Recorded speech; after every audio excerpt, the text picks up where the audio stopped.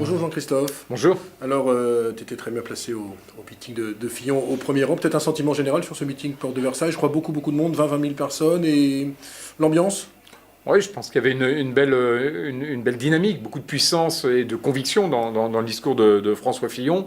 Voilà, moi je suis toujours un petit peu perturbé par cet environnement un peu old school, le fond bleu, les mines un peu sérieuses, un peu austères.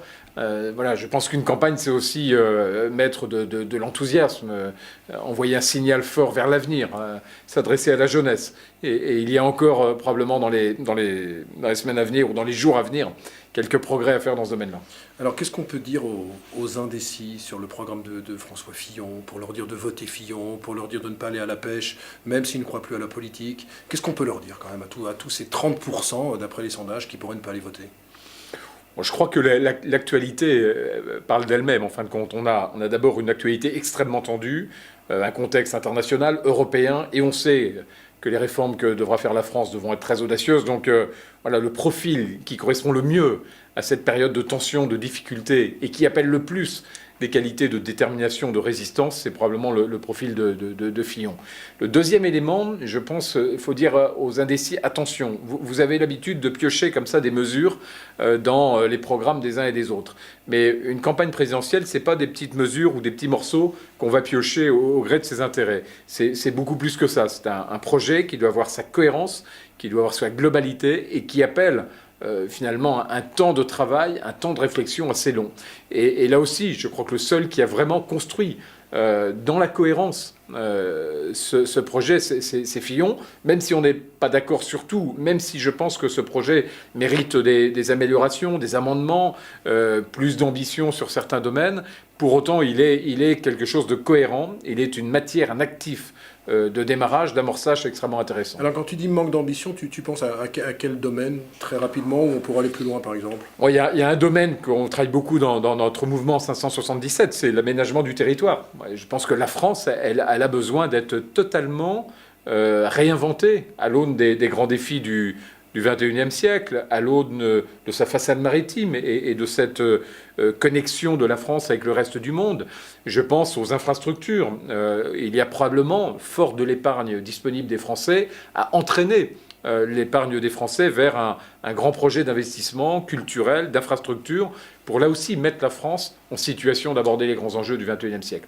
Il y a comme ça des éléments qui, à mon avis, permettraient d'accroître le rayonnement de la France et de mieux la préparer au XXIe siècle. Alors, avant de parler de 577, peut-être un mot de Mélenchon. Il est à 17-18% dans les sondages, avec un programme totalement fou, semaine de 32 heures, retraite à 60 ans, et j'en passe en termes de fiscalité avec une tranche à 90%. Qu'est-ce qu'on peut dire là aussi à tous les 17-18% qui ont envie de voter pour Mélenchon parce qu'ils en ont marre de la politique, et parce que cette politique de Mélenchon peut mener vraiment la France dans le mur? Ouais, il faut dire aux Français que ce soit d'ailleurs Le Pen ou Mélenchon, parce que cette idée de remettre de la dette, du déficit, de promouvoir la demande, elle est totalement décalée par rapport à la manière dont on peut faire se développer la France.